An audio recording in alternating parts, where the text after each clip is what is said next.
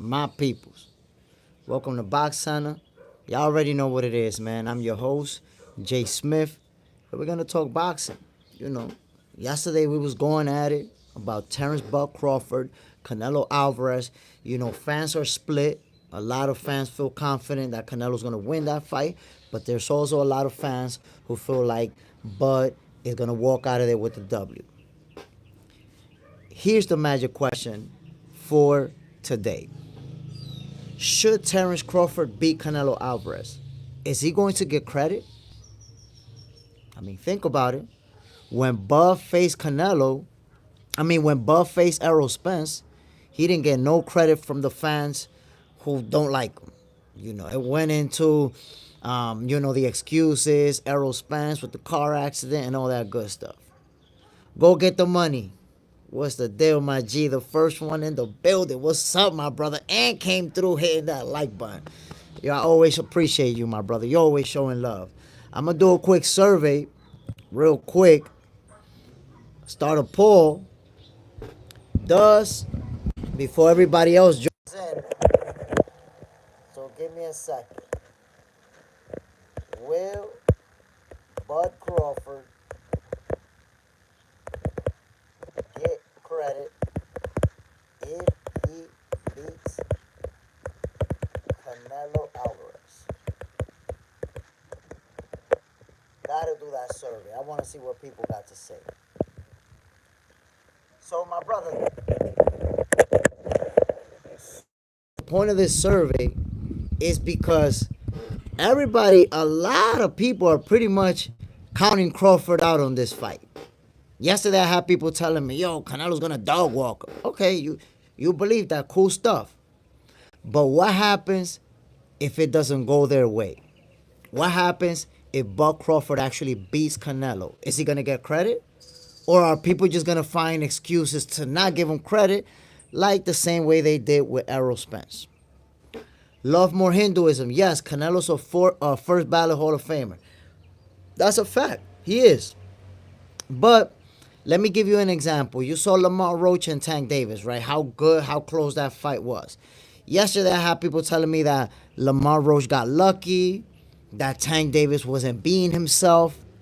So I'm wondering if it's going to be the same thing. What if Crawford, because remember how Dimitri Bivol, he made Canelo look bad and he just beat him up? Well, what if Crawford makes him look bad? Are people going to start saying, well, Canelo wasn't the same and start looking for crazy conspiracies? Or is Terence Crawford finally going to get credit from the fans who just refuse to give it to him? I'm wondering because it seems like people are seriously on the now about Terence Crawford, about his abilities, about his accomplishments. So I'm just wondering, how is it going to play out? When people are so sure, because we got to remember, my peoples, when Errol Spence and Terence Crawford were going to fight, a lot of people were saying Errol was going to knock him out. Errol was too big. Errol was too strong for Bud Crawford. And then when the fight finally happened and it didn't play out how they expected, now they went from Errol's going to beat him up to, the car accident and the eye, and he was smoking weed, and he lost his homework. I don't know how many excuses I heard after that. But before they fought, everybody was sure.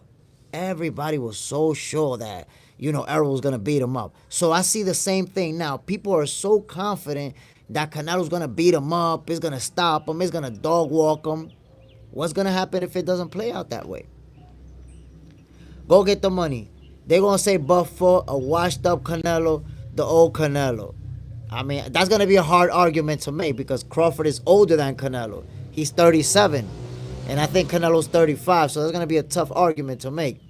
Love more Hinduism. Not going to happen. Not going to happen, Jay. Nelo going to cook that ass. All right. John Parham, salute my people. Salute my G. So I ask you, love more Hinduism. I understand you feel that way. Cool. But if Terence Buck Crawford beats Canelo, I'm interested in hearing, what are you going to say? Are you going to give him credit? Are you gonna acknowledge that you was wrong about Crawford and show up on a live and be like, yeah, yo, Crawford is that dude. That's it. I can't argue no more. He's the guy. Are you gonna do that? Or are you gonna do like people did with Errol Spence? Start looking for excuses as to why he won that fight. I'm interested in seeing. I'm interested in hearing what people will have to say if it doesn't play out like that. John Parham, Canelo not going to beat Crawford that big if he does. I mean, I believe it's going to be a competitive fight, a very competitive fight. Obviously, you know, we all have our guy that we feel is going to win. But when you have it as a competitive fight, it means that you understand that it could go either way. You know, it's not like if Canelo was to win the fight, I would be shocked. It's a very competitive fight. I just have Crawford winning because I feel his boxing skills, he has the tools and resources to make it happen. Love more Hinduism. Yes, Crawford is great. Just Canelo a step above. Again, my brother, you keep pivoting to that Canelo's better and Canelo's going to win. But if Crawford wins the fight, what are you going to say? What if Crawford wins? I understand you feel sure, you feel confident that it's Canelo and step above and all that good stuff. But what happens if Crawford wins the fight? What are you going to say? Are you going to give Crawford credit? Are you going to say he's better than Canelo if he beats him? Just tell me, my brother. It's a simple question. Go get the money. They ain't going to give Bud credit after he taxes Canelo ass. I don't know. I feel like they're not.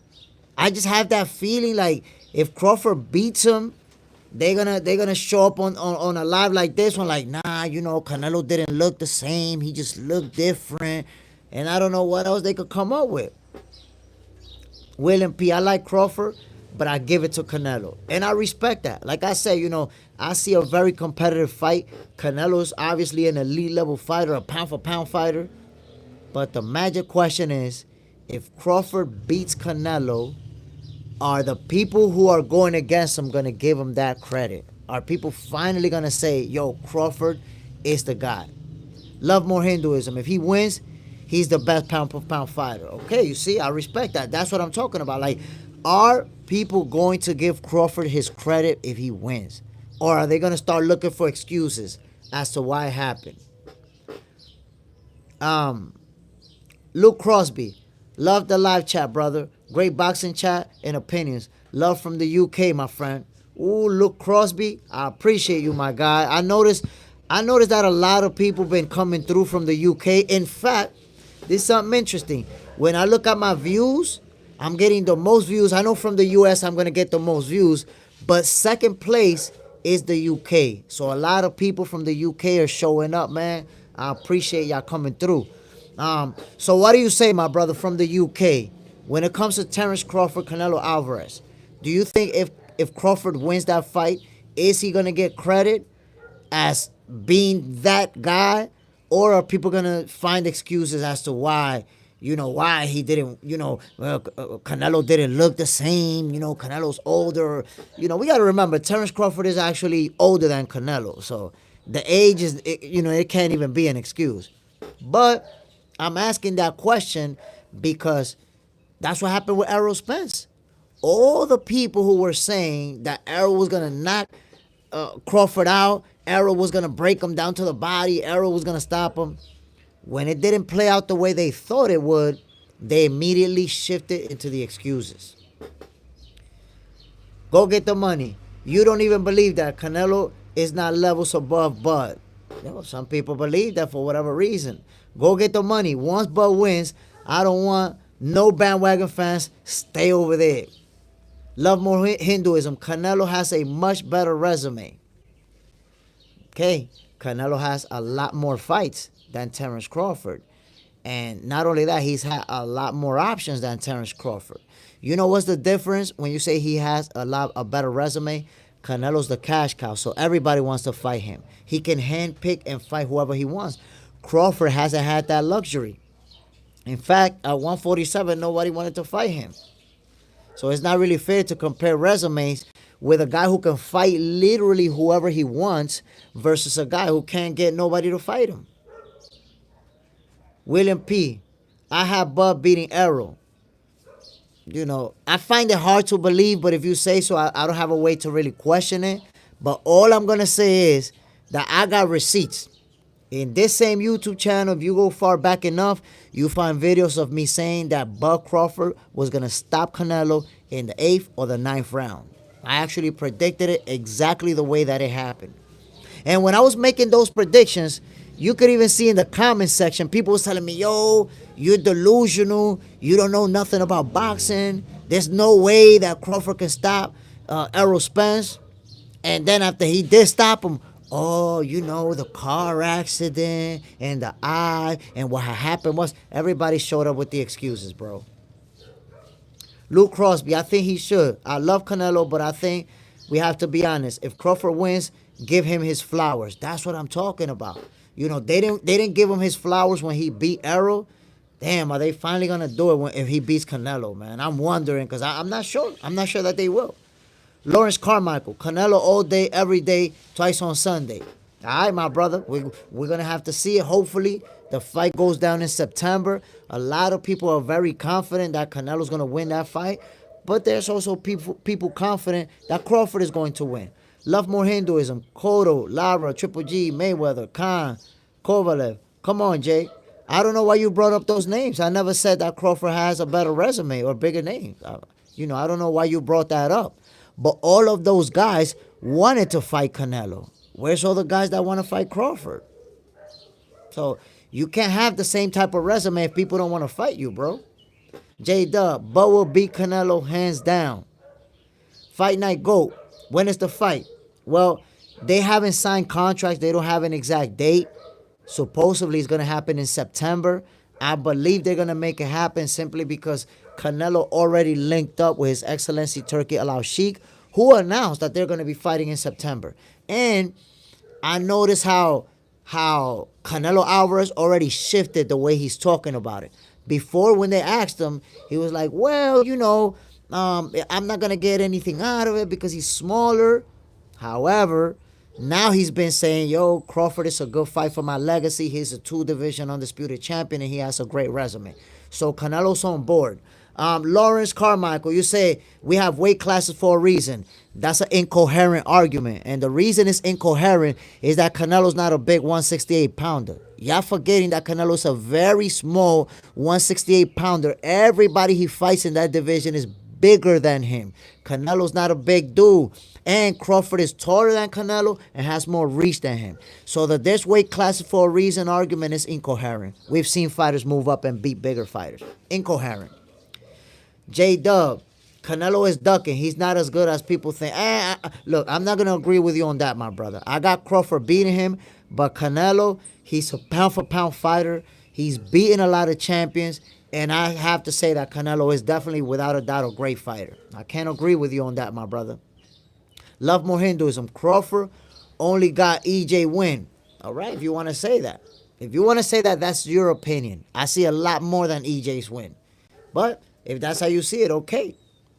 Bud will crumble from power shots. Again, that's an opinion. Did Dimitri Bivol crumble from power shots? No. He put a nasty beating on Canelo Alvarez. And he neutralized his body shot. What? With his height and reach advantages. See? So Lawrence Carmichael, you're talking about, yeah, but Canelo has much more power. Didn't you realize that the two people who beat Canelo Alvarez didn't have power, didn't have a high knockout percentage? Both of them outboxed him swiftly, made him look bad. And they don't have a... Dimitri Bivol and Floyd Mayweather didn't have a high knockout percentage or were known to be power punchers. Yet they thoroughly outboxed Canelo. So when you say power... Power is not what gives people the advantage to win every fight, bro. It's not. It's not. Power is a factor. Power is definitely a factor, and we know that Canelo's a great fighter, right? Those are the advantages he has. But how about the advantages Crawford has? He has height and reach advantage, and without a doubt, he has the better footwork. He's faster on his feet. So Crawford also has attributes that can give Canelo problems, my guy. Lawrence Carmichael, thank you for your channel. Salute, my brother. Let me plug you in. And when they fight each other, I'm telling everybody, man, if Crawford beats Canelo, I don't want y'all the next day to all of a sudden your Wi-Fi is not working, your internet went down, and you don't show up for this live. I need to see you. I need to see y'all, my peoples. John Parham, the fight definitely bringing a bag. Oh my God. The bag we bringing in from this fight is going to be insane. I'm telling people this, and I'm predicting it. Terence Crawford versus Canelo Alvarez is going to be one of the biggest fights of this era. It might even rival Manny Pacquiao, Floyd Mayweather. You know why? We're talking about Mexico versus the U.S. A Mexican versus an African American. You know how many history there is when it comes to that type of fight? Then we're talking about two pound-for-pound fighters. Two guys who are still performing at an elite level. Facing each other, David and Goliath. The bigger guy versus the smaller guy. The guy everybody's suspecting to dog walk Crawford. It's going to be insane. This is the type of fight, yo, that you're going to look out when they fighting, you're going to look out your window and the streets are going to be empty. Because even people who don't watch boxing are going to be tuning in for this fight. Dr. Wang, I respect your expert opinion, Mr. J. Smith, but Bud is too light in the rear. Virgil just showed you what a real 154-pounder looks like, beating Madrimov much more convincingly than Bud did. 168, different beast. Remember, my brother, and I respect, that's a very good opinion, Dr. Wang. But you got to remember, styles make fights. And for the first 4 or 5 rounds, Virgil Ortiz was getting tagged by Madrimov. That fight was actually competitive, and it was by maybe the 8th, 9th round, Virgil Ortiz started picking it up a little bit more. But he was getting tagged out there, and it went the distance. He couldn't stop Madrimov either. Plus, we have to remember, Bud Crawford went against a Madrimov that we didn't really know a lot about. Virgil Ortiz already had the benefit of watching Madrimov, watching his style versus Crawford, and able to make adjustments based on what he saw. So there's a little bit of advantage that Virgil Ortiz had. He got to see him firsthand. J-Dub, skill pay the bills, not power. I'm trying to tell people. Skills pay the bills. Power is not going to decide the outcome of every fight. Did we just not see Tank Davis versus Lamont Roach? Tank Davis wasn't able to stop him with his power. Power is not going to... When you talk about two elite level fighters, power is not always going to dictate the outcome, my peoples. I promise you that. It will be a close fight. It will be a competitive fight. Lawrence Carmichael, I want to see Canelo and the Mexican Monster. Honestly, I don't think we're going to see that fight, my brother. Superman, what's the deal, my G? Appreciate you coming through. And you know why, Lawrence Carmichael, I don't think that we're going to see Canelo versus the Mexican Monster, just because the Mexican Monster is such a big dude. You know, Canelo, he's avoided that fight for the last, 4 or 5 years already? So I don't think at the tail end of his career, while the Mexican Monster is on a tear, just beating people up, I don't think Canelo's going to fight him and risk possibly getting knocked out for the first time. Because the Mexican Monster's a big guy, bro. So I don't think, you know, and I even give Canelo a pass for not fighting the Mexican Monster. That's a guy, that's a lot. Because that's why I tell people when they say, well, Canelo's too big. Canelo's a small 168-pounder, my people. Just let's take a look at all the guys he's fought in the 168-pound division. All of them have been bigger than Canelo. Canelo has never fought a guy in that division that's smaller than him. He's a small guy. So it's not like Terence Crawford is moving up to fight some big-ass guy. And you know, when you move up in weight, and this has always been said, when you have two great guys, that they're both great, the bigger guy, in most cases, beats the smaller guy. When you have Terence Crawford and Canelo Alvarez is big as far as wide. But size-wise, when they stand next to each other, Crawford looks bigger because he's taller and he has longer arms. So it's not like Canelo's a big dude that he's going to move up to 168 to fight this giant. Canelo, the smallest champion in that division. The smallest guy in that division. Big Boss, you can't give him a pass, though. Now, for not fighting Benavidez, I give him a pass. I put it to you like this. Look, Benavidez, The reason he moved up to 175 is because he was struggling to make 168. He couldn't keep making 168. He only stuck around in that division trying to get that Canelo fight. But once he saw he can't get it, what he did, he had to move up because he couldn't keep making weight. So it's like, I know you know, you're going to fight a guy that's a lot bigger than you. You're going to get pummeled, and now you're going to have everybody discrediting you. Oh, look, he a bum. He got beat by Benavidez. While nobody's taking into account, yo, this guy's a lot bigger than him. A lot. By a lot. Canelo going to look like a midget. Benavidez going to be able to beat him up from across the ring. Like, if I'm Canelo Alvarez, I'm not going to fight Benavidez. I'm not going to fight a dude that's going to beat me up from across the ring and make me look bad. J-Dub, ain't no passive. Canelo claims he's the best. He need to prove it and fight Benavidez. They're not even in the same weight class no more, though, bro. They're not even in the same weight class. Benavidez at 175, he's not coming back down. He's not coming back down. That's it. Lawrence Carmichael, Canelo got hella skills. Yo, he a pound for pound great. But I don't see him fighting Benavidez. I just don't see it happening. I mean, if he avoided him for the last 3-4 years, why is he going to fight him at the end of his career? When Benavidez is younger by him by a few years and is going to be in his prime for longer. Hash Bass, will Crawford handle carrying all that weight? Hell yeah. I don't even have to hesitate to answer that question. Hell yeah. And the reason I say that, one thing about Terence Crawford that I think anybody who's been following him can admit it. Terence Crawford is an athlete to the fullest extent. And when I say to the fullest extent, I mean the way he eats, the way he lives. This guy, he may not even have a fight lined up and he's in the gym sparring. We never seen a fat Terence Crawford. We never seen an out of shape Terence Crawford. We never seen a video of Terence Crawford getting drunk. We never seen a video of Terence Crawford high or smoking. This guy is a true athlete, like the great ones, like the Floyd Mayweathers, like the Michael Jordans. This guy lived that athlete's life, bro, for real. So yes, he's gonna carry that power, carry that weight, carry everything with him. You see it, yo. This guy, when he was weighing like 155 pounds, was deadlifting over 300 pounds. Deadlifting over 300. Easy. Pulling that shit up. I seen this dude walk in the gym with his regular clothes, no belt, no nothing. Snatch up over 300 pounds. Crawford is a very, very strong guy, my peoples.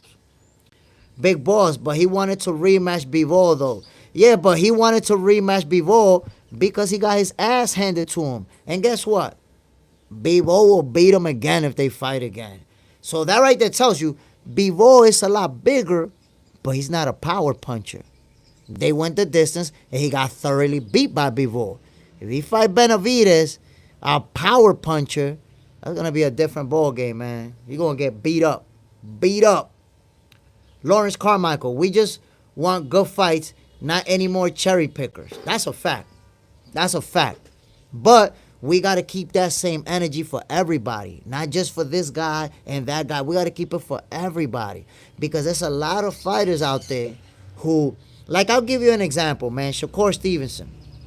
People keep asking, hey, Shakur, he ain't fight nobody. He ain't fight nobody. But when people tell me that, I ask them, which one of the best fighters have you seen trying to fight Shakur? Which one of the best fighters have you seen in one single interview say, I want to fight Shakur? Or I'm sending him a contract? Or call him out after their fight? So it's hard, my peoples, to put together a great resume if nobody want to fight you. How do you do it when nobody want to fight you? You see, so that's the benefit that Canelo Alvarez has. Canelo Alvarez, being a superstar, being recognized as the face of boxing, it means that when you fight him, you guaranteed to get a career payday. You guaranteed to get a huge bag. So everybody want to fight him. Canelo can fight whoever he wants.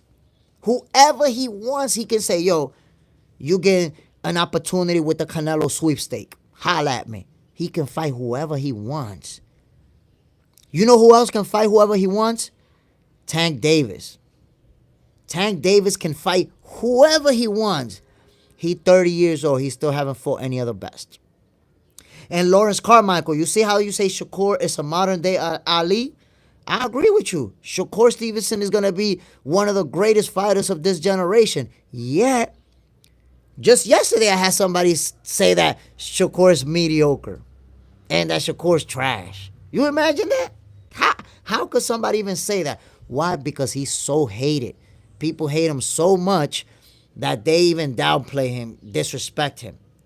This shit will sell. Crawford punched harder than Bivol.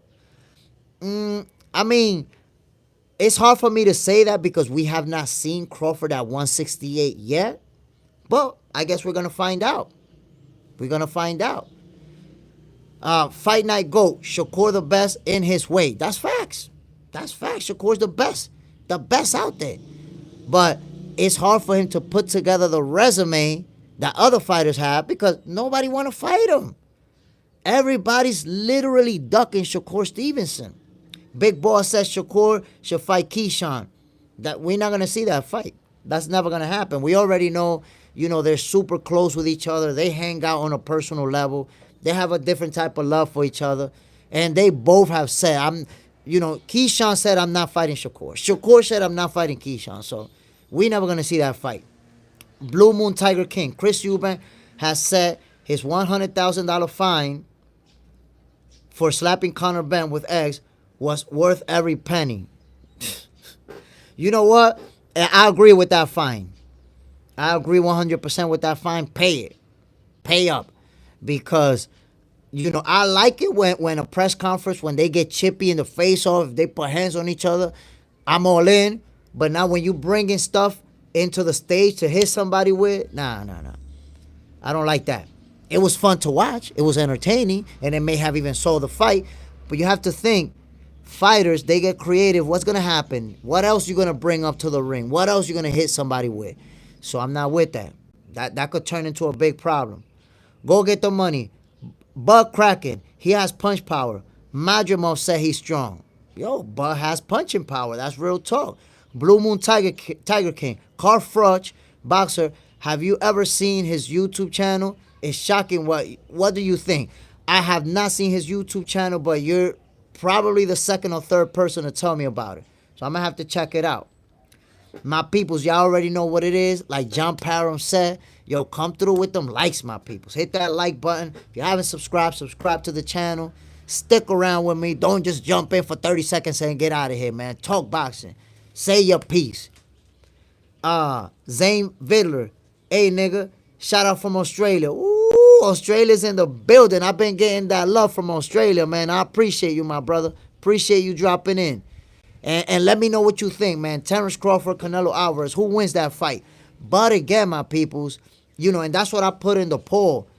If Terence Bud Crawford beats Canelo Alvarez, are we going to see people giving him credit? And I asked that question because we saw what happened with Errol Spence. Everybody was saying Spence was going to knock Crawford out. He was going to break him down to the body. He was going to hurt him badly.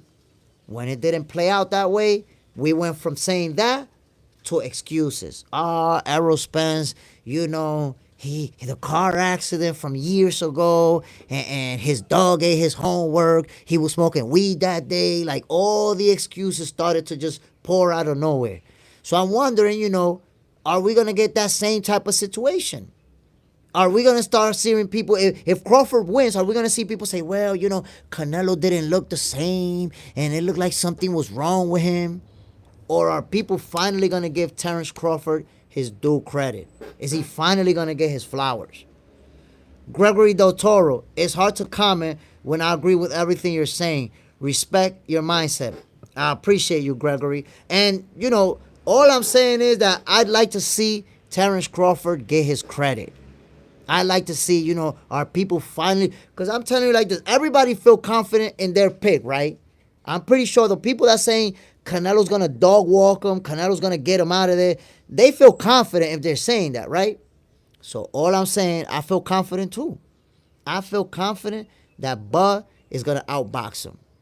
I feel confident, and that he's gonna win a unanimous decision. So if that happens, I want to see him get the credit. I want to see people come through and say, "Yo, it's true. Terence Crawford is that dude." I want to see that happen. If Crawford wins against Canelo, it will be a wonderful sight to see. And I tell you what, man, I've been telling people that Sunday I'm going to be live. I mean, that Saturday I'm going to be live calling the fight. But the following day, just like now, I'm going to be live talking about it. I hope people internet don't go down and they lost their phones and they forgot to go in. Nah, I want to see everybody.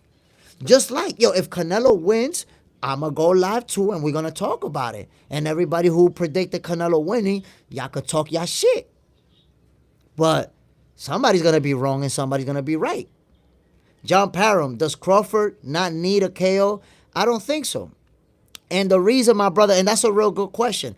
The reason I say I don't think so is because the two guys who beat Canelo, they did not knock him out. They did not drop him. They never even hurt him. You know, it was two guys who didn't even have knockout power like that. Lawrence Carmichael, you streaming the fight? I'll be streaming it on Instagram. So I actually stream it on Instagram, and here I'm just calling it. I'm calling it round by round, giving y'all the round by round reaction. If you see my round by round reaction, you'll be like, oh shit, this is crazy. This is crazy. I want to show you something. I posted yesterday, and John Parham, you was with us when I did my survey about who wins, Terence Crawford, Canelo Alvarez. Check out who's seen the survey, my peoples. I did a survey, and a lot of us did our prediction. Check out some of the folks who seen that survey from yesterday. I know y'all recognize some of them names. It's a little bit blurry, man. I don't know if you could see it. But that survey that I did yesterday, a lot of people said, yo, I got Crawford winning. I got Crawford winning. And then a lot of people also said Canelo. Don't get it twisted.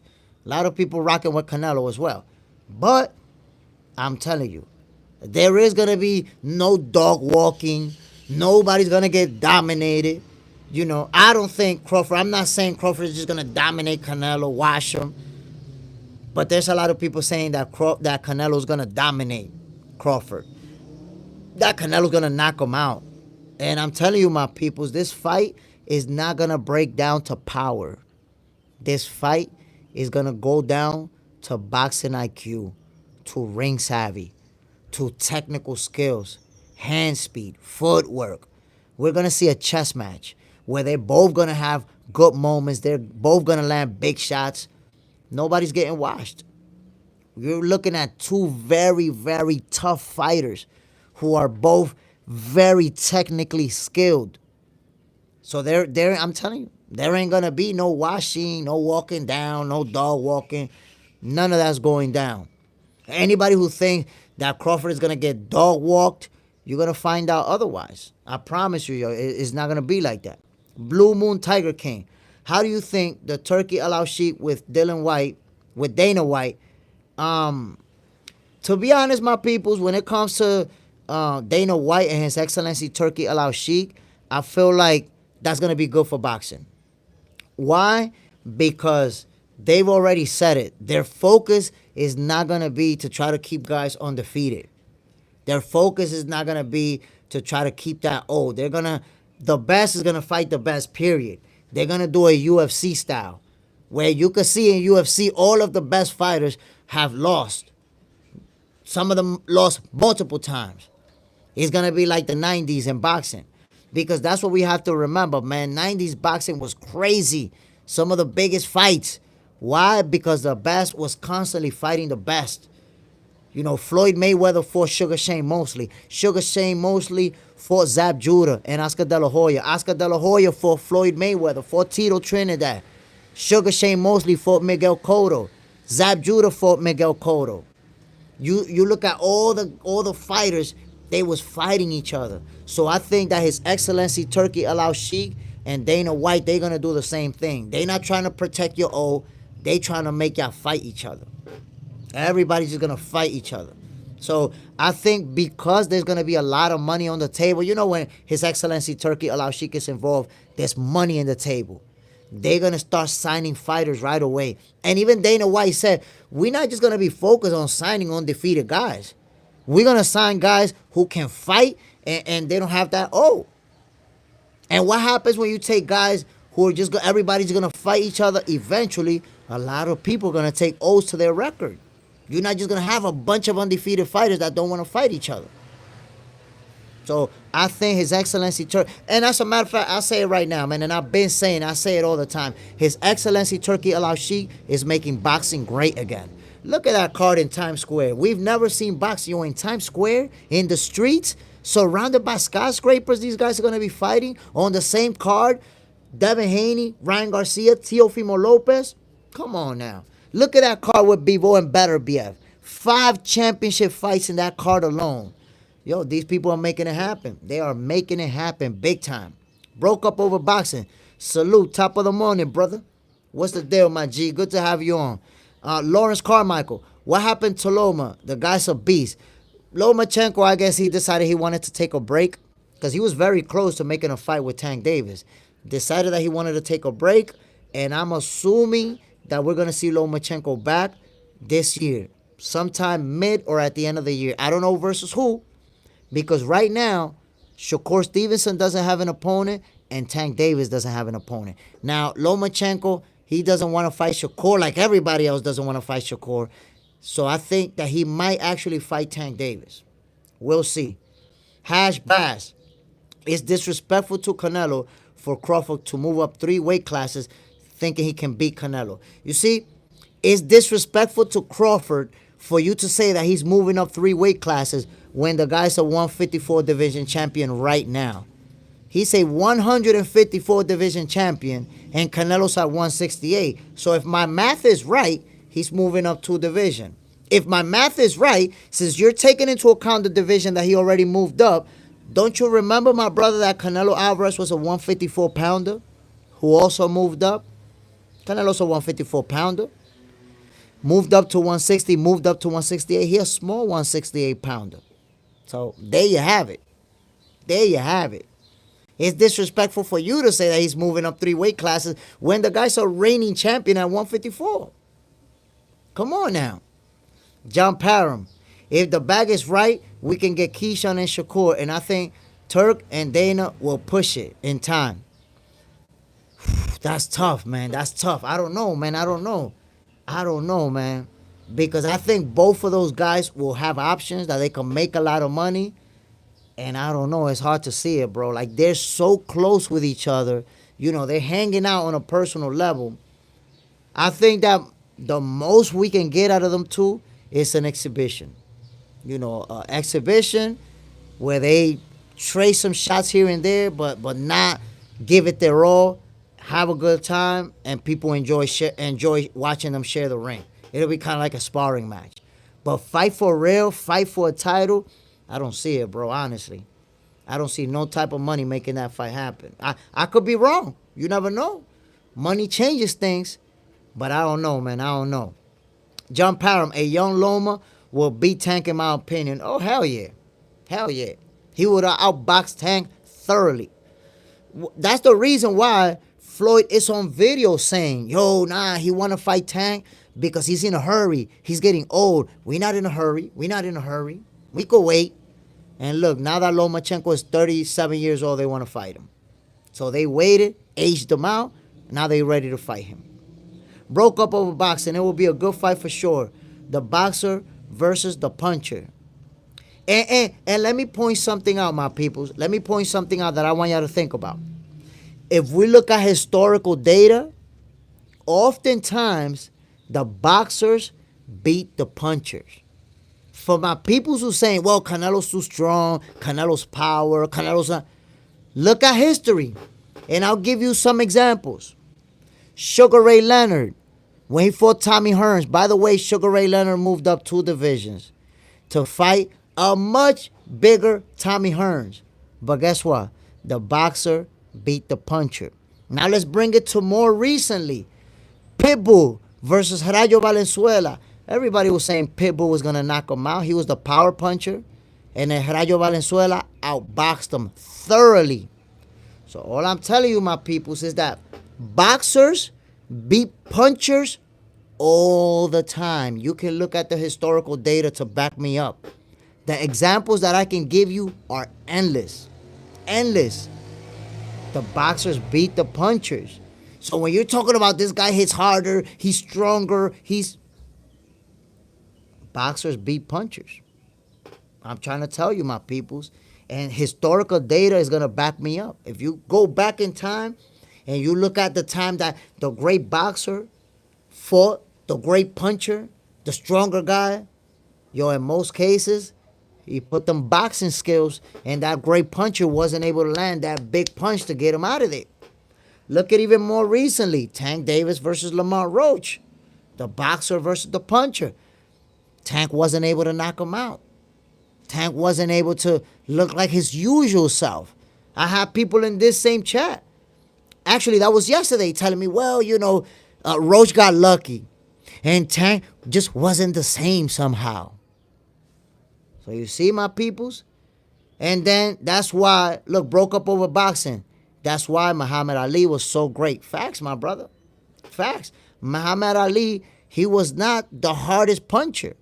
In most cases, when he knocked people out, he broke them down. He just gave them a beating. And, when you take a lot of punishment, eventually you're going to go down. That's what Ali did to him. He just beat people up. Wes Clay. Bud is going to win, I think. I believe he's going to gain fans because when Canelo hits Crawford, people are going to see how tough Crawford is to beat. Facts. I agree with it. I agree 100%. I think that a lot of Mexican fans are finally going to start respecting Crawford. A lot of the people are saying that Crawford is overrated and who he beat. Well, he beat Canelo Alvarez, one of the greatest of this era. Broke up over boxing, and Roach is a great fighter. That's facts. But Roach, and this is what I've been trying to say, Roach is not a power puncher. He has a low knockout percentage. And look how he fought against Tank. Point blank range, trading shots with Tank, walking Tank down throughout that fight.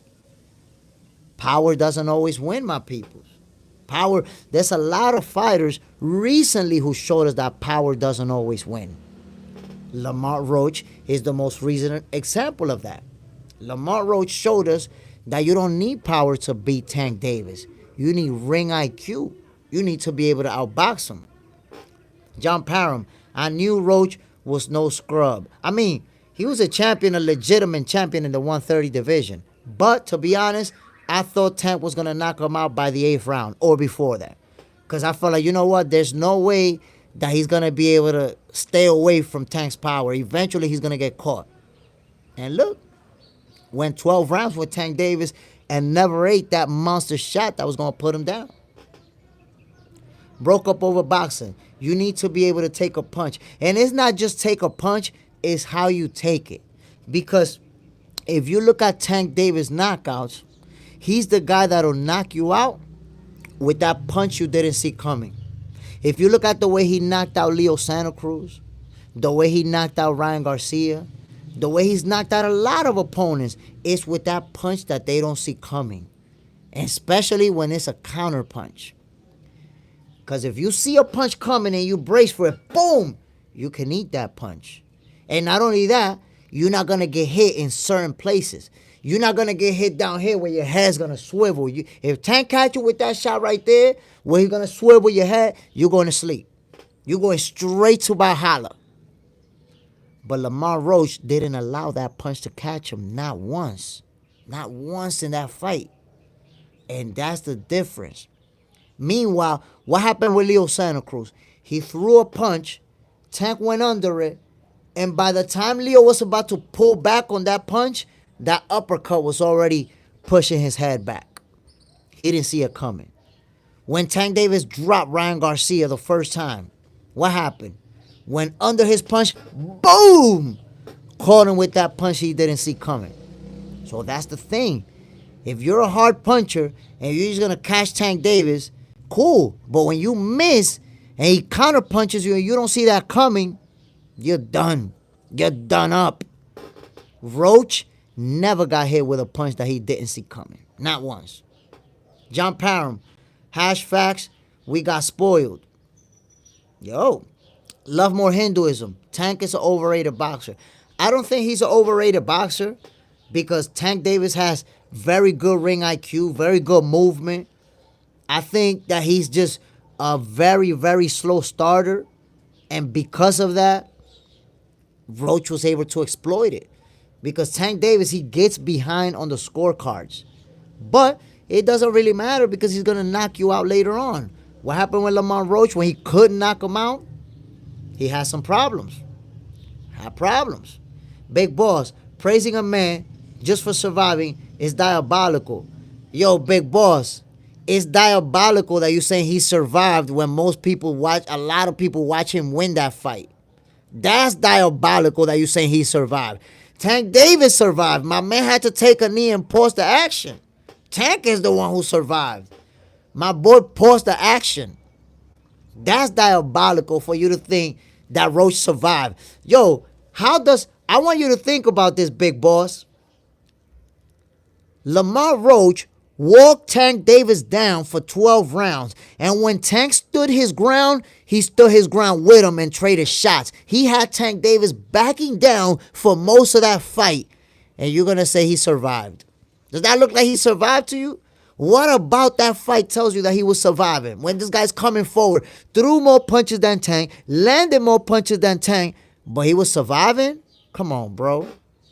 Come on, bro. I got to give it to you how it really happened, and you got to see how it really happened. It's not like Roach was running around. We know what surviving looks like. Surviving is when you're running around and not letting a guy hit you, just running, using that footwork. And then you could have been able to say, yo, he survived. Yo, Lamar Roach did not survive. He put all type of hands on Tank Davis. He put more hands on Tank Davis than any other fighter he's ever faced. And we're going to say he survived? Come on, bro. Tank Davis survived, if anything. He survived when he took a knee and paused the action. Big Boss like Shakur. How you going to say like Shakur when he had more output than Tank Davis? How you say like Shakur when he threw more punches than Tank Davis, landed more punches than Tank Davis, and walked him down for 12 rounds, stood toe-to-toe with him? Come on, bro. Come on, bro. Come on, bro. John Parham, Big. How old are you and how long you been watching boxing? Lawrence Carmichael. Tank was just off that night. You see, Lawrence Carmichael, you're saying that, but you don't know that. That's your opinion, but let me just remind you. People said the same thing about Errol Spence when he lost. People said the same thing about Canelo when he lost to Bivol. People, like, when you're used to seeing a fighter win, when you're used to seeing a fighter dominate, and they don't dominate, of course they're not going to look the same. It doesn't mean that they were off. It means that the other fighter was that good. When you say Tank was just off that night, you're basically taking away credit from Lamar Roach, bro.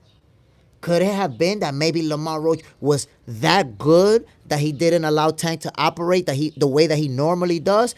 That's what I believe. Tank Davis faced a guy that was that good. Had nothing to do with him being off. If we watch him, Tank Davis looked perfectly normal. He was doing exactly what he does. It's just that Lamar Roach kept them hands up. When they was on the inside, Lamar Roach was like this. Bing, bing, bing, bing. Because with Tank Davis, we already know. Hands down, man down. Lamar Roach didn't make that mistake, bro. So now when a guy comes in front of Tank and he looks real good, what's your response? Oh, Tank was just off that day. Come on, bro. There's no reason to say Tank was off that day. He was doing his thing. He was fighting the way that he normally does. He didn't look slower. He didn't look sloppy. He just couldn't do what he does against Lamar Roach, bro. Danver Singh, hello, brother. What's the deal, my guy? Appreciate you jumping in. We talking boxing. But again, we digress. We talking about Tank Davis, Lamar Roach. Terence Crawford, Canelo Alvarez, my peoples. It's 28 of us right now. Make your predictions. But Canelo, who's winning that fight should they fight in September? Broke up over boxing 860. fighters do have an off night. You could see Tank was not focused. And Roach is a great fighter. So the optics is right on both sides. I mean, I don't know what was it that you see that Tank was off. I didn't see it. I mean, focus? How can you see focus, my brother? I don't even know how you can see focus. That's not something that you can see. That's something that the fighter can feel. But you can't see focus, my brother. That's not something that you can visualize. What does focus actually look like? You can't see focus. Tank didn't look... I'm going to put it to you like this. Anybody who's undefeated and fights to a draw is not going to look the same. We used to see him knocking people out, and he couldn't knock them out. So, of course, he's not going to look the same. It doesn't mean that he wasn't focused or that he was off. Maybe Lamar Roach was just that good. Why can it be that Lamar Roach was simply that good? As opposed to, nah, it's not Roach, it's that Tank wasn't focused.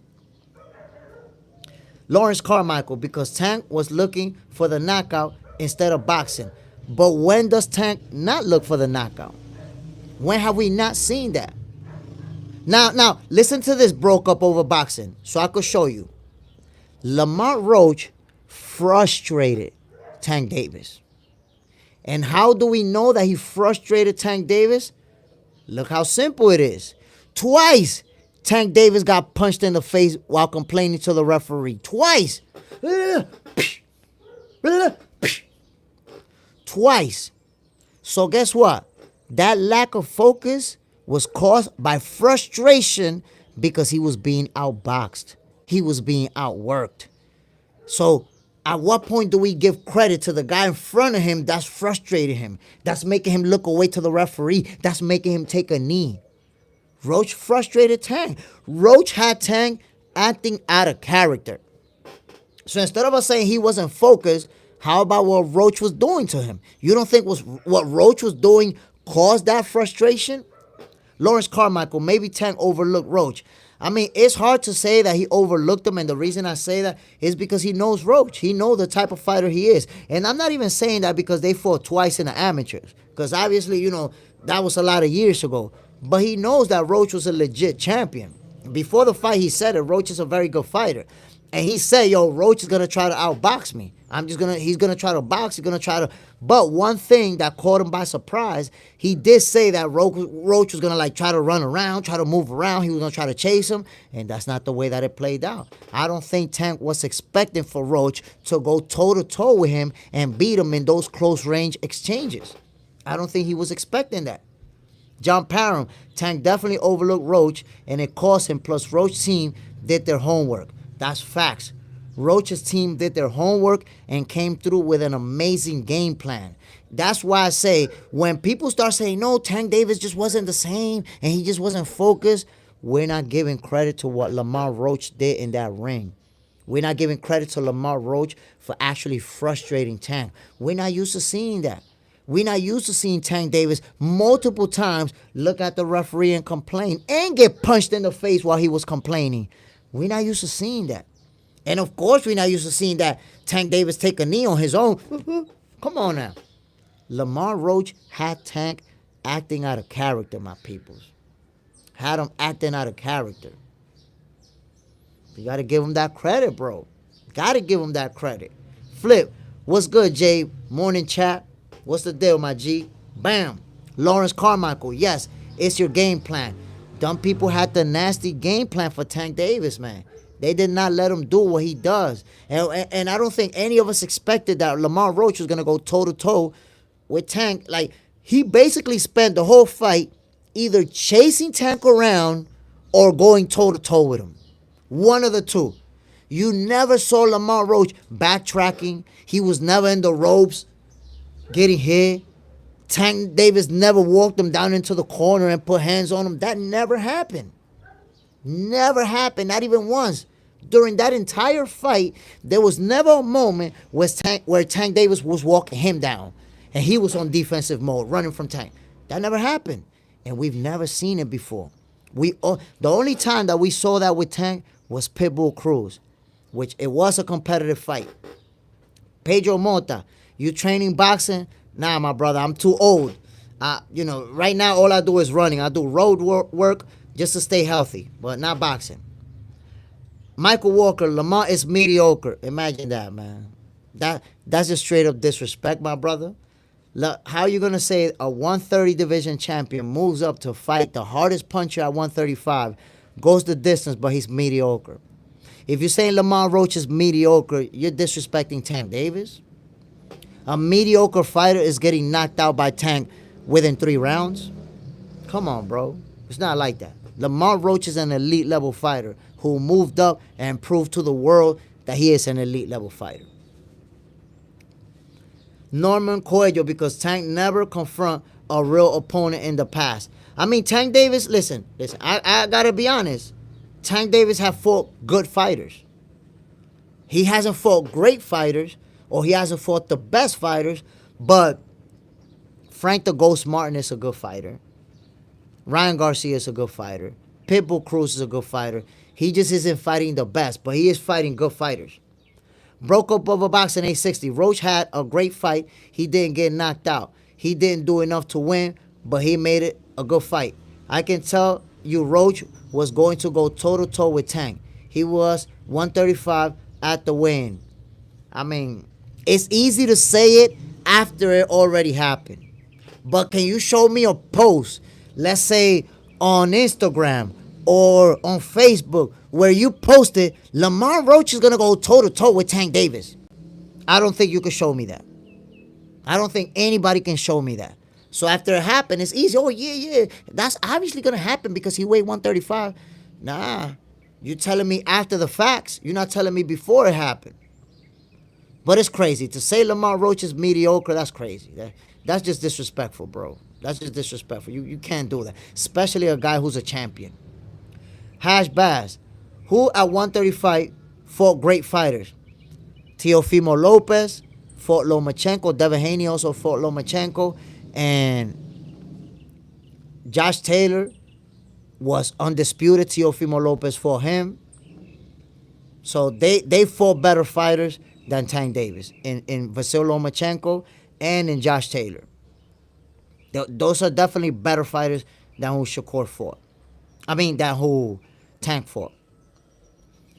J-Dub, Tank can beat Roach if he's focused. I mean, you're saying if he's focused. He looked very focused to me. I don't know why you think he's not focused. That's the thing, my peoples. We're looking for stuff that you cannot visualize on TV. Like, how did we see Tank on TV and decide that he's not focused? What does focus actually look like to you? Is it a facial expression? What does focus look like? Love More Hinduism, De Los Santos versus Frank Martin. That's a great matchup. I would love to see De Los Santos versus Frank Martin. That's a great matchup. Lawrence Carmichael. No, Tank can beat Roach if he changes his game plan. We shall see. I mean, we know Tank Davis. We've been following Tank Davis since early on in his career. And his style has pretty much, the way he fights has always been the same. He's a very slow starter. He gives up a few early rounds. He starts timing you. Eventually, he's going to start catching with those big counter punches, picking you apart until he knocks you out. That's been Tank Davis since we've seen him coming up. Flip.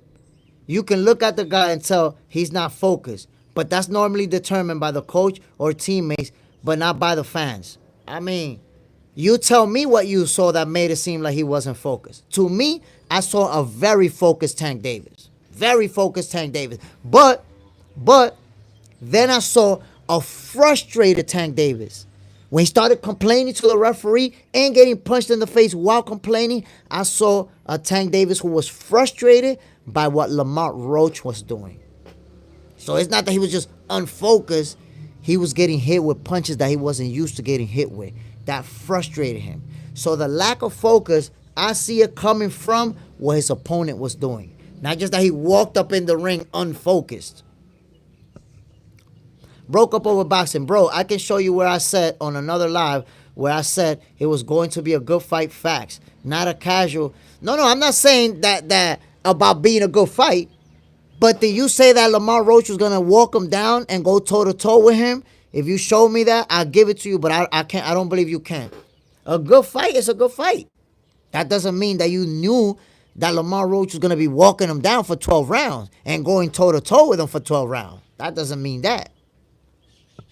Big Boss, 140. Michael Walker, he isn't even top 20 active if we're being real. Roach is mid-level C to B-tier mediocre is truth. Nah, man. Like, listen, Michael Walker, I'm going to show you how wrong you are. You're not going to fight a single fighter, a single coach, a single strength and conditioning coach, or anybody involved in the sport of boxing who agrees with you. Nobody. You will not find a single person saying what you're saying. That shows you that you're 100% without a shred of doubt wrong. You're wrong 100%. Like, look, and I don't say this in a disrespectful way, right? I'm saying it because I can tell by your words. I'm sure 100% you saying that about Roach, you've never laced on a pair of gloves and competed in your life. Ever. And that's how you come up with that assessment. Anybody involved in any capacity in the sport of boxing will laugh at your comment, bro.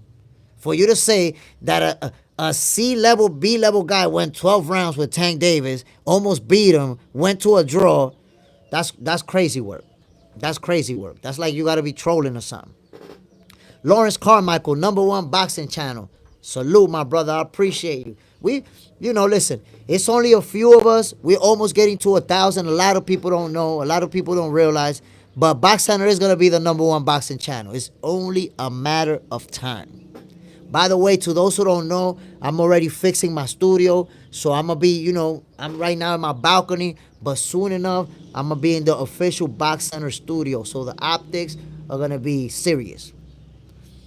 Michael Walker, I'm a wrestler, and I train in BJJ. I don't box. I know you don't box, my brother, and I know you never boxed in your life. With that opinion about Lamar Roach, I know you don't box, bro. There's just no way. Just subscribe. Yo, appreciate you, Lawrence Carmichael. And broke up over boxing. I thought Tank was going to win, but I knew it was going to be a great fight. I mean, honestly, I thought it was going to be competitive for like the first 5-6 rounds. And then I saw Tank picking them apart and knocking them out by the 8th round, possibly before that. That's how I saw it. I underestimated Lamar Roach. I can admit to that. But after watching him fight Tank, bro, Tank is a very special fighter. He's an elite level fighter. The hardest puncher. I don't think there's anyone in here that's going to tell me Tank Davis is not the hardest puncher in the 135 division. The hardest puncher. Period, point blank. And this guy went toe-to-toe with him, moving up from 130, going toe-to-toe with him. That right there shows the type of fighter he is. Victor C. David wins the rematch. Davis is a smart fighter, and he has skills. He can beat Roach with a different game plan. I agree. He can beat Roach with a different game plan, but let's see the type of adjustments that Lamar Roach can make. We have to take that into consideration. Because I have to tell you this, my peoples, and I want you to consider it. I want you to really consider this. Tank Davis is known for being a slow starter. He's done that in every fight, bro. He loses early rounds. Is this going to be the first time we get in the rematch? If they do a rematch, is this going to be the first time that we get a Tank Davis who starts fast, who starts winning rounds from the beginning? I don't know. He's never done that. He never does that. If you look at his fight with Ryan Garcia, with Rollies, with even Leo Santa Cruz at 130, if you see all them fights with Frank the Ghost Martin, you're going to see he lost early rounds. But now we know against Lamar Roach, yo, you cannot get behind on the cards. Because you may not just knock him out. And if you don't knock him out, you get behind on the cards, now you're playing catch-up. Now you got to play catch-up. Big Boss, hardest puncher pound for pound. We can make an argument for that. There's not a lot of fighters that's knocking people out with one shot. Because you can have a high knockout percentage because you beat people up. And you beat them up to the point that you break them down and you stop them.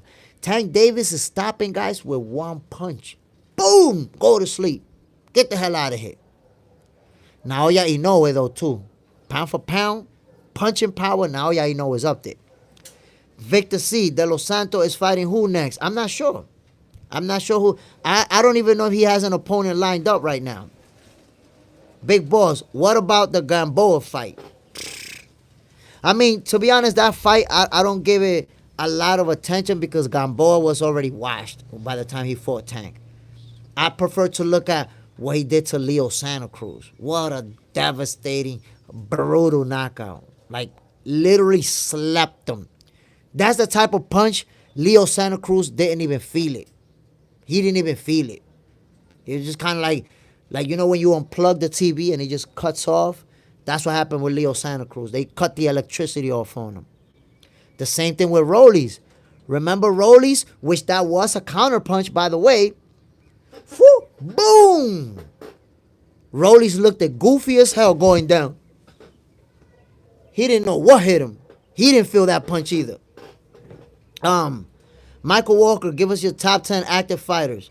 I got to think about that. I'll give you a few. I don't know if I'm going to give you 10 off the top of my head. Inoue stopped everyone at 118. Inoue's a monster. I'm trying to tell you, my peoples, Naoya Inoue is a monster. He's a generational talent. And people laughed at me before when I said this.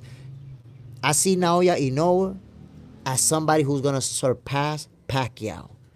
Like, because he's as fast, but he's sharper than Manny Pacquiao. He has the same speed. He has the great footwork, but he's sharper than Manny Pacquiao. If you look at the way he punches, he's more organized than Manny Pacquiao. So I feel like Naoya Inoue is a very, very special fighter. Very special. Going Mama, I agree, especially Inoue at 118. Even with Donaire in their first fight, the ref counted to 10 and 10 fingers up and then let him get anyways. Yeah, you know, they gave Donito Donaire his time and they try to let him, but Naoya Inoue is a monster. He truly is a monster. So I think Tank Davis and Naoya Inoue, they're both up there as far as punching power. They're two of those fighters that are knocking people out with one punch. Broke up over boxing 860. Inoue is a drug cheat. I don't know how you say that, bro. Like, it's like you making that up out of thin air. The guy's never tested positive for anything. Has never been involved in anything that we can point at. So I personally, if you didn't test positive, if you didn't get popped, I would never say that. You know, I just can't say that. Lawrence Carmichael, Pac-Man was a straight beast. He was. And I'm trying to tell you, to me, Naoya Inoue can actually surpass him. Broke up over boxing. He finally leaving Japan to fight. So this is what you don't understand, my brother. Yeah, he'll be fighting in the U.S. and he's going to win by brutal knockout. This is what you got to understand, my brother.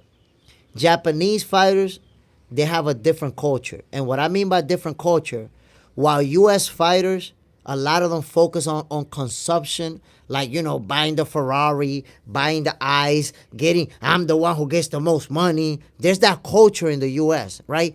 Naoya Inoue is already getting a shitload of money in Japan, right? He doesn't need to go to the U.S. to make money. A lot of fighters need the U.S. to go make money. He doesn't need it. The guy's a rock star in Japan. So if I got all my fans over here, if everybody supports me, if I'm making millions of dollars, why do I got to fight somewhere else? And broke up over boxing, something that I want you to consider. At 112, at 118, tell me the great American fighters in those divisions. So you got to understand, the smaller guys in the smaller divisions, most of them are from Asia. Because Asian fighters are mostly not big dudes. So when you talk about those lower divisions, it's not like there's a lot of great fighters in the U.S. I'm going to put it to you like this. In the U.S., the best fighters that we can mention, they all fight 130 and above. We got Bam fighting below 130, and Bam is going to end up moving up. But how many fighters can you name below the 130 division that are in the U.S.? It's not about that. Look, Naoya Inoue says something very important. He said, they blame me for fighting in Japan. But the best fighters in these divisions are in Japan. All of the champions, the majority of the champions that he beat are from Asia, my brother. They not from the U.S. Who's in the U.S. that he's going to fight? So he's going to take his opponent who's from Japan or from China, and they're going to fly to the U.S. to fight in the U.S. when they're going to make a shitload of money fighting in their own country. That doesn't even make no sense.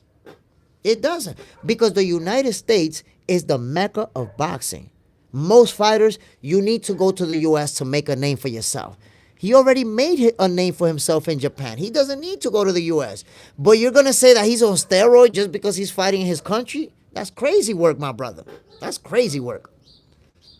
Flip, I'm not his teammate or his coach, so I don't know what he looks like when he's not focused. But they do. I don't understand. I don't understand how you look at somebody on TV and decide, oh, he wasn't focused. I don't get it. Cito, I'll give him credit 100, but Crawford getting beat. I got Plant beating Crawford. We shall see. We shall see, my brother. Broke up over boxing. You just proved my point. A lot of boxers need the money. That's where your friend Turkey comes in. That's a fact. That's why I said that His Excellency Turkey Al Sheikh is making boxing great again, and he's gonna continue to do so because him and Dana White, they're gonna make the best fight the best. Big boss, Carmel Moulton. Ooh, listen, Carmel Moulton is a special young fighter. He's still a prospect, but he has a great future ahead of him. Carmel, they bringing him up the way that they're supposed to. They're stepping up his opponents slowly but surely. But he's a very, very special talent, and I expect him to do real big things. I promise you, Carmel is going to be one of those guys that everybody's going to be talking about him. Love More Hinduism. What heavyweight you liking? To be honest, I'm kind of disappointed in the heavyweight division right now. You know why? Look at the best heavyweights. They're all 40 years old or close to it. All the names in the heavyweight division, look how old they are. Look at Usyk. I think Usyk is he's close to 40. I don't know his exact age. Look at Wilder is already out of the game, but look at AJ. AJ is already in his mid-30s. Tyson Fury, close to 40 if he hasn't turned 40 yet. Like, all of the heavyweights are already aging out. And we're not seeing young heavyweights that are really like, oh my God. This guy, Torres, that's his last name, Torres. I like him, but he looks kind of sloppy at times. I'm not seeing sharp heavyweights that I could say, yo, this guy right here. The heavyweight division is looking weak right now, to be honest. Broke up over boxing, but he's not making boxing great. He's throwing money at fighters and doesn't really know much about the sport. I mean, I don't know why you say he doesn't know much about the sport. Remember, he's surrounded by people who know a lot about the sport who are advising him. He's making big fights. Whether or not you think he knows a lot about boxing, he's the one that got Bivol and Beterbiev to fight twice, back to back. He's the one that put together that last card where five championship fights in one card. It's been a very long time since we see that many championship fights on the same card. He's the one who put together that event in Brooklyn. Teofimo, Devin Haney, Ryan Garcia, all on the same card.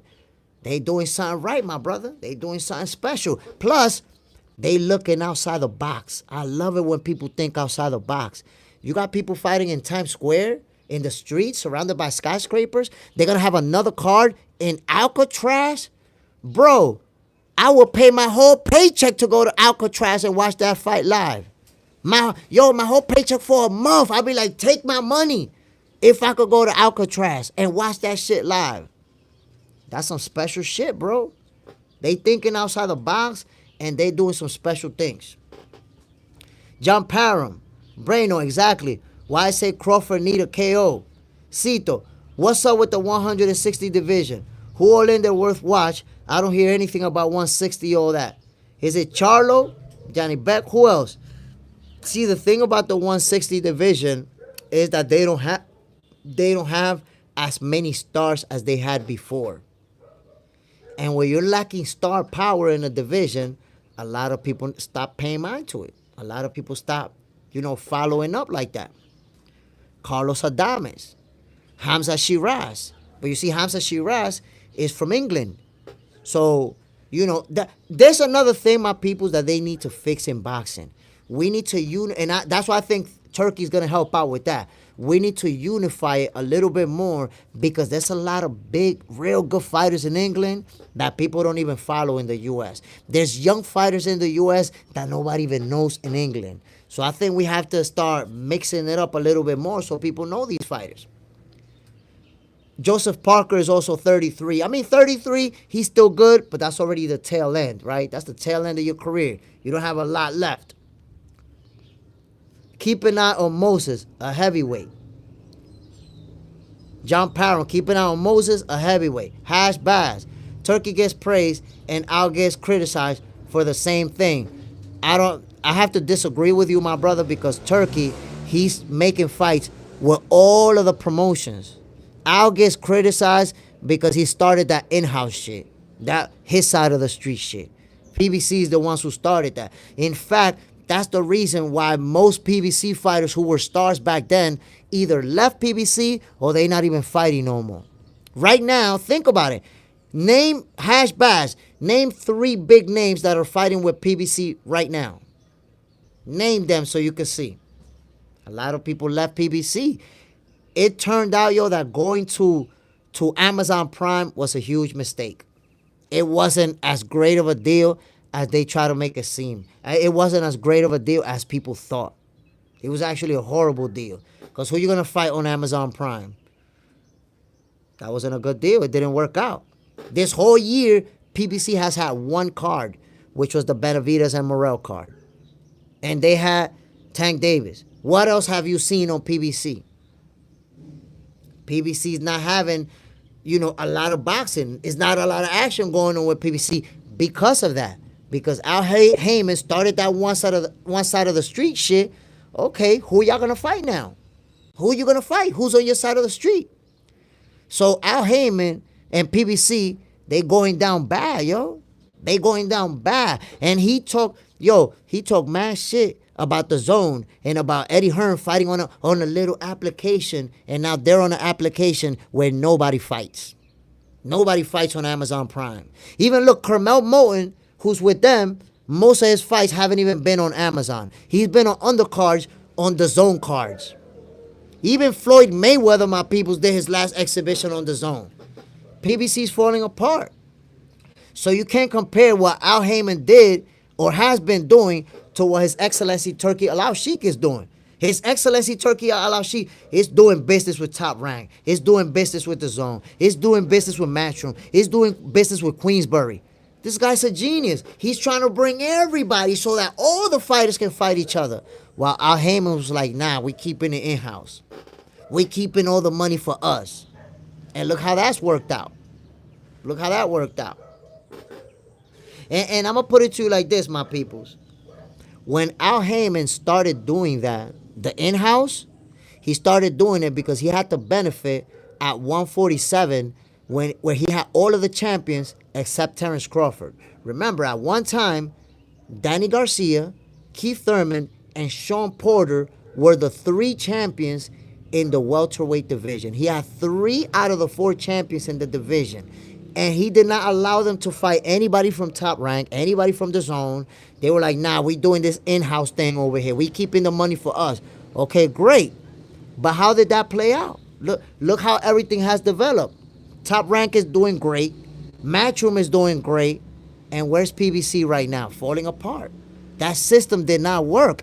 And I told people, yo, PBC is going to go down for doing this. And what happened?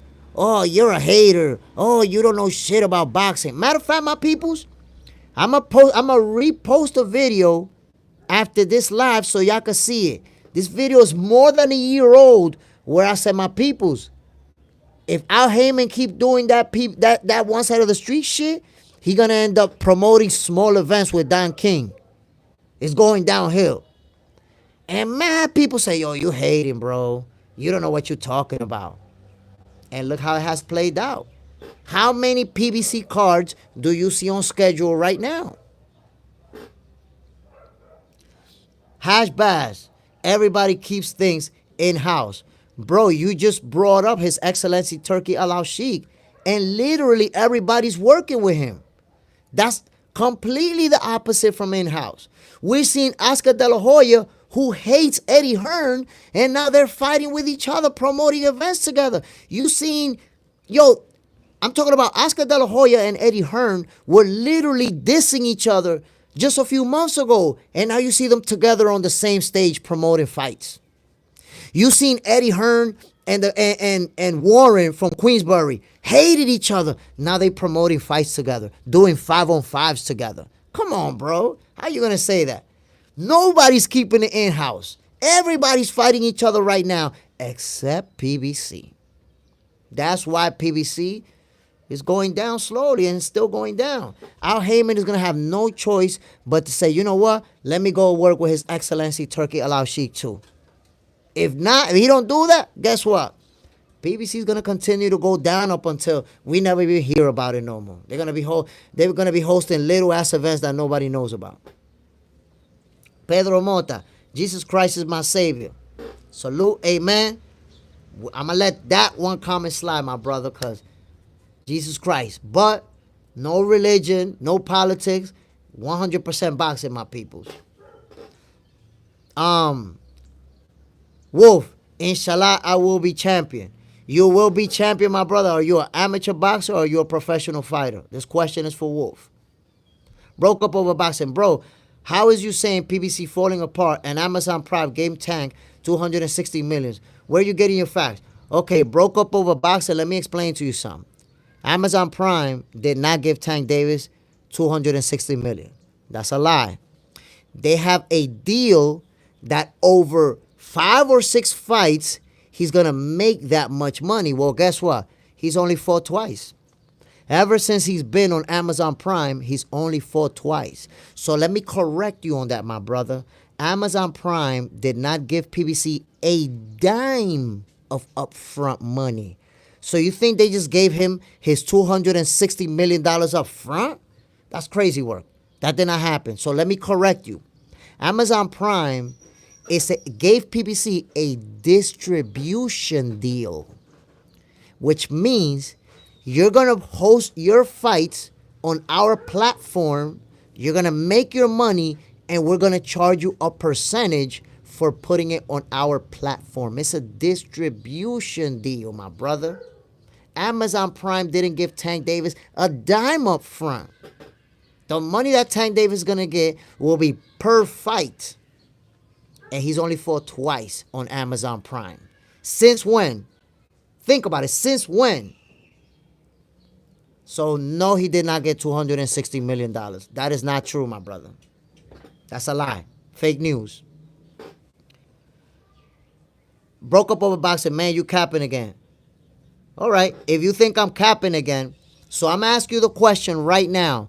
Answer it right here so I could keep receipts. I'm going to take a picture of your answer because we need receipts now. Are you saying that Amazon Prime already gave Tank $260 million? They gave him upfront all of the money for his fights? It's like a 5-fight deal, a 6-fight deal. I don't remember. Are you saying broke up over boxing that Amazon Prime already gave him his money? Okay. Okay, you're saying that I might tell you that Tank got on a podcast and lied. I'm asking you a simple question. Are you saying that Amazon Prime gave Tank $260 million up front before he fought? I'm going to take a picture of your answer, and that's going to be my receipt for you. Is that what you're saying? Because I'm trying to explain to you how a 4-5 fight deal works. The deal is for $260 million, but they don't give you all the money up front, my brother. What are you talking about? So Tank Davis could just say, oh, I'm not going to fight, and I'm going to just keep this $260 million. I'll send you the video. I'm not asking you for a video. I'm asking you a question. You see, right now you backed into a corner where you don't want to answer. I don't care about no video about what Tank Davis said. I'm asking you, are you saying that Amazon Prime already gave Tank the $260 million that he's getting paid for 5 or 6 fights? They just gave it to him up front. Bro, that doesn't even make sense. You telling me that I'm capping for asking you a question? Come on now. Has Das Adames, who got cheated, is a PBC fighter. And guess what? He didn't fight on Amazon Prime. That wasn't on Amazon Prime, bro. That was on DAZN. You see what happening with PBC fighters? You're a PBC fighter, and you're fighting on DAZN. Carmel Moten, a PBC fighter. He be fighting on DAZN. That's what's happening in the PBC right now. They signed a deal with Amazon Prime, and their guys ain't even fighting on Amazon Prime. Broke up over boxing. You need to hear it from the horse's mouth. But I'm asking you a question, though. The video that you're referring to, I've seen it already. I'm asking you a question. Do you believe that Tank Davis got all his money for all his fights up front, even though he's only fought 2 fights? You keep referring to a video. It's me and you talking. I'm asking you what you believe. Do you believe that Tank Davis got all of his money up front for fights that he ain't even fight yet? Just answer that question, bro. You can't tell me what you believe. You keep wanting to tell me about the video. Tell me what you believe. It's going to be super easy for me to prove you wrong. I don't care about no video about the horse's mouth. I keep asking you, do you believe that Tank Davis got his $260 million before even fighting? Come on, man. Does that even make sense? Can you look in the mirror and repeat that shit and believe yourself? No fighter gets their money up front for a 5-fight deal. That doesn't exist. That has never and will never happen. That's like when Canelo signed a $400 million deal. He didn't get the $400 million up front. He got like $50, $60 million per fight up until he got all his money. Tank Davis had fought twice. Look at his purse for those 2 fights. So, look. I'm going to show you broke up over boxing that you really don't know what you're talking about, bro. You can Google the purse that Tank Davis got for Lamont Roach. Google it. Listen, I'm showing you that you don't know what you're talking about. Google Tank Davis's purse for the Lamont Roach fight. Are you saying that he got $260 million plus he's getting a purse in every fight? Google it. I'm trying to tell you. And look, I'm going to show you.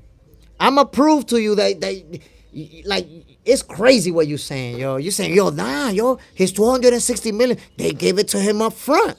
Oh, my God, that's crazy work. It was a $260 million deal, not a $260 million check, bro. Stop. You don't know what you're talking about. Look. I'm going to show you. Oh, my God. My boy is crazy. My boy crazy right now. Yo, if you look Tank Davis's net worth, it's like $10 million.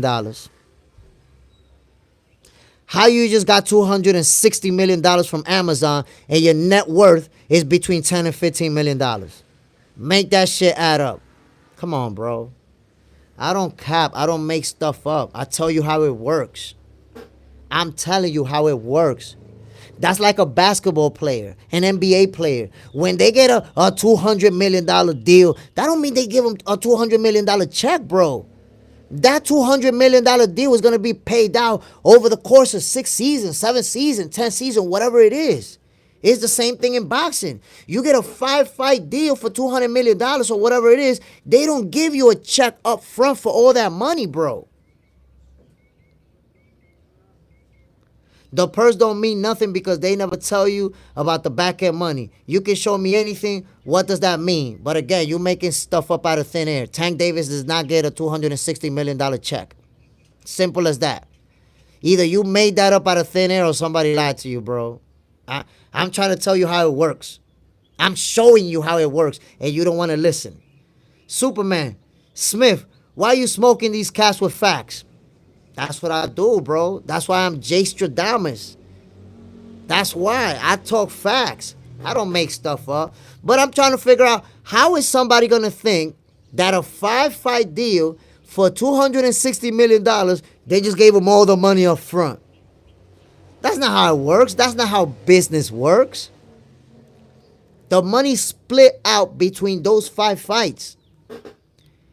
$40 million here, $30 million here, another $60 million if the pay-per-view went crazy. And at the end of the day, you finish getting your $260 million deal. That's in every sport. You don't give all the money up front. Like, where you getting this from, bro? How did you even come up to this conclusion? Come on, bro. Like, you talking crazy, my brother. You talking crazy. Listen. What you said about Tank getting all his money up front, his $260 million up front, I'm telling you, man, no, you're not gonna get nobody to believe you. You don't believe you. You don't believe you. That's why I'm asking you, bro. So you believe that he got his 200, all his money up front, and you don't even want to answer that question. You keep saying other things. Look, I'm heavily biased. What am I biased about? What have I lied about? Look at how many cards there are right now. You feel free to tell me. That's why I love facts. Because facts beat opinion anytime. How many cards do you see on Amazon Prime for this whole year?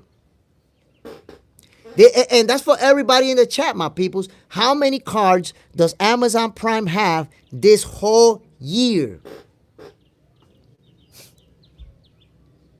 Bro, boxing broke up over boxing 860. You just said you watched the video, and in the video he didn't say they gave me all my money up front. He said he got a big ass deal with a lot of money. The video is about him saying that he got a lot of money, that he got a big deal. At no point in time in that video does he say I got a check for $260 million. You made that up out of thin air, bro. He never says that. He said he got a big deal and that he's going to get more money than Floyd and all this crazy stuff. If he said it out his mouth, why would you not believe it? Bro, he never said that they gave him the money up front. You're saying it. I don't know how you came up with that conclusion. But I'm just talking to you, my brother, about simple logic. How do you think that somebody get a 5-fight deal or a 6-fight deal and they already got all the money up front? That's crazy work, bro. Like, you don't believe yourself. You can't believe yourself. And I know that you don't believe yourself because I was trying to get a picture of you saying, yes, Tank Davis got his $260 million up front. I was trying to catch you saying that on a picture so I could have that receipt for you when I educate you down the line. But you refuse to say it. You just keep talking about a video and I'm biased. Go ahead, put it in the comment. Tell me, Jay, Tank Davis got his $260 million up front because that's what you've been saying. Put it right there in the comments so I could take a picture and have a receipt for your ass. J-Dub, why do you have so many moderators? Simple, my brother. The sport of boxing, this channel is for all of us. This channel is for all of us. If you love the sport of boxing and you in, we're all in. We're all in this team together. That's how I look at it. That's why also, if somebody come through and they not talking boxing, they talking about something else, they getting kicked out quick, swiftly. But all of us is on this Box Center team, my people. All of us. That's why in here, no disrespect. We I don't allow the disrespect, but we trash talking. We disagree every single day. We always disagree. That's what this is about. I don't expect everybody to agree with me. I don't agree with everybody. That's what makes it a good conversation. That's what makes it interesting right there. Because if you think about it, if we all agree, if we're all saying the same thing, that's a boring-ass conversation, bro. If we're all saying the same thing, what are we going to talk about? This live might as well end it already. You know what I'm saying? So it's about we argue, we debate, we trash talk, but we respect each other. We could go back and forth for an hour and nobody has to disrespect each other. We could disagree and enjoy and have fun with the trash talking and all that good stuff. But that's the reason why. I want everybody to be part of this same team. Sammy Chiba, no sport deal has all the money up front in contracts. Even in fight season deal, of course not. It's not like that. No sports give money up front. No sport. It's about when it's a deal for 5 fights, they split that money into those 5 fights. So if you got, just to give you an example, if you have a $250 million deal over 5 fights, you're going to get 50 mil, 50 mil, 50 mil, 50 mil, and by the last 5, they're going to finish giving you your $250 million. Hash Bass, what champion did Shakur beat at 135? Shakur beat was Jamel Herring, I think, was at 130. Jamel Herring was, let me see. If I'm not mistaken, Jamel Herring, champion. I got to look it up, to be honest. I got to look it up. Because I know that he beat, well, when he beat De Los Santos, that was a That was a vacant title. And who else? Oh, no, wait a minute. Yeah, Jamel Herring was a champion, a reigning champion in the 135 division. When Shakur beat him, he was a reigning champion. Broke up over boxing. I love talking to this brother. I love talking to you, my brother. We like I said, man, we go at it. We have interesting talking points. And this is what this is about, yo. Boxing, boxing, debating, trash talking, all that good stuff. Yo, before my people, we digress, because I'm almost done with this live. So I need one last thing, which, by the way, I'm going to record this. This is going to be recorded. This is going to be posted later on. So if you don't want your name to come up in this recording and you want to stay out of it, that's cool. But I'm giving y'all this one right now. I'm letting y'all know that I'm recording it. And I'm asking you a simple question. I ask you to just answer with a name. It's 2 surveys, my peoples. The first one, Bud Crawford, Canelo Alvarez. Who you got? Just put your name in there, who you got. Just a name. No explanation, no reason. Just the name of who you got winning that fight should they meet up in September. Terence Crawford, Canelo Alvarez. And then I'm going to ask y'all about another one. Sammy Chiba, Crawford. We got 1. Hash Bass. No, sir. Jamel was 130. Just saying, Shakur don't have anything on 135. Got it. Broke up over boxing. Crawford.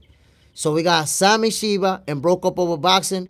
Both got Crawford beating Canelo Alvarez. Anybody else want to chime in? Crawford or Canelo? Who you got, my peoples? And by the way, don't forget to hit that like button, man. Only 15 likes in an hour and a half. Y'all killing me. There we go. So we got 2 votes, and both of those votes was for Terence Crawford to beat Canelo Alvarez. Here's, okay, Hash Bass, Canelo. We got 3 votes. 2 of them Crawford, 1 of them for Canelo Alvarez. So since nobody else want to vote, I'm going to give you another question.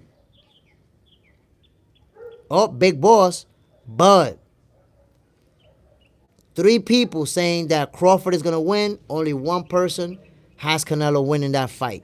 So I'm going to ask y'all another question. Tank Davis, Shakur Stevenson. Who y'all got? Tank Davis, Shakur Stevenson. Who y'all got winning this fight? I already gave y'all my point of view. Ooh, Anthony Wilson got Crawford. That's a good selection, my brother. And you can see that most of the people who chimed in selected Crawford. Most people selected Crawford as the guy who's going to win that fight. Mike B, 303. As a Bud fan, I think Bud can pull it off despite the weight, although I wouldn't be surprised if Canelo weight is a problem. Samuel Tellers, Canelo. Broke up over boxing, got Tank over Shakur. Mike B, 303, I got Shakur. Tank isn't hitting him with none of that. Hash Bass, Tank by destroying because Shakur isn't healthy. Big Boss, Tank. There you have it, my peoples. As we can see, on both of those fights, fans are split. Some people picking Tank to win, some people picking Shakur to win. Crawford and Canelo, the same thing. Some got Crawford, some got Canelo. Sammy Shiba got Shakur. My peoples, before I end this live, I want to give a shout out to all of you. I want to say I appreciate everyone tuning in and rocking with me. Shout out to Big Boss. Shout out to Sammy Shiva. Shout out to Broke Up Over Boxing. My brother always come through. Shout out to Anthony Wilson. Appreciate you, my brother. Hash Bass. You already know, my G. You always showing me love. I appreciate you. And, yo, everybody else who always rocking with me, man. You know, we're going to be, Box Center is going to be the #1 live. It's going to be the #1 boxing YouTube channel. I promise you. I promise you, my people. It's only a matter of time. So I really appreciate those guys who, y'all not just jumping in the bandwagon because I got popular or I got a little fame, so you want to jump in the bandwagon. Y'all been rocking with me since I've been going live in my balcony. So I really appreciate that, my peoples. Y'all already know what this is. Box Center, your favorite boxers, favorite boxing show. Tonight at 6 p.m. Eastern Time, we're going to go live again. We're going to argue. We're going to debate. We're going to trash talk. And we're going to do what we do, man. Talk about the sport that we love, the best sport that there is and that there ever was, the sweet science. Y'all already know, my peoples. One love. Peace. Catch you later. I'm out of here.